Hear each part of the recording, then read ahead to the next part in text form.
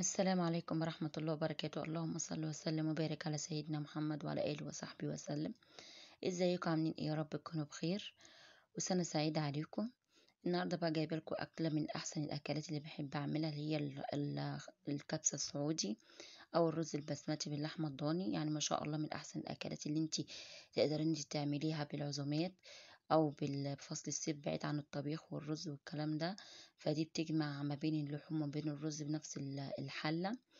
يعني ما شاء الله أكلة جميلة جدا وبحب أعملها على طول، خصوصا باللحمة الضاني.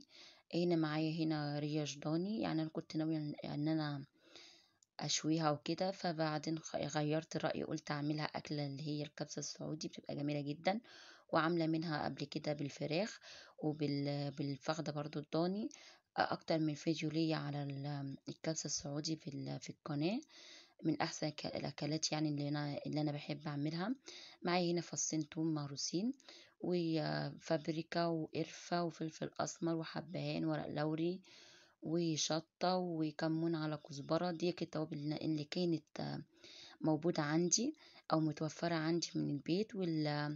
وطبعا الخلطة بتاعت الرز البسمتي.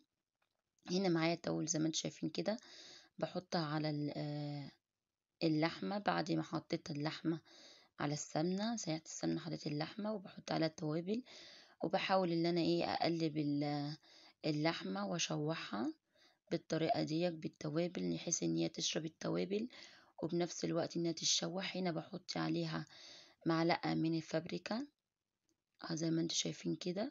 هنا كانت خلاص وحطيت عليها برضو خلطة الرز البسمتي. ما كنتش حطيت ملح خالص، لان خلطة الرز البسمتي فيها ملح بكفاية.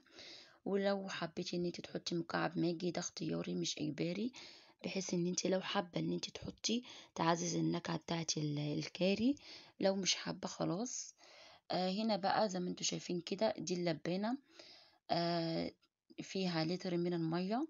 انا هحط هنا، انا هعمل رز نص كيلو من الرز البسمتي.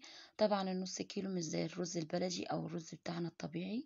البسمتي ليه معيار خاص غير الرز الطبيعي البلدي بتاعنا.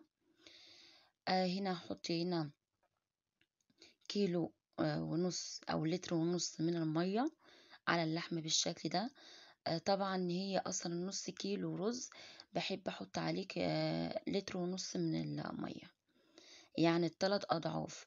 خصوصا ان برضو اللحمة لما هتتشرب مثلا مع الغليان وكده، لما بتستوي بتاخد بتشرب برضو من من الرز اللي انا عاملاه. هنا زي ما انتم شايفين كده، ده الرز البسمتي. كنت قبل ما اسقطه بحطه بقى بالمية، يعني بنقع بالمية قد 5 دقايق او 10 دقايق.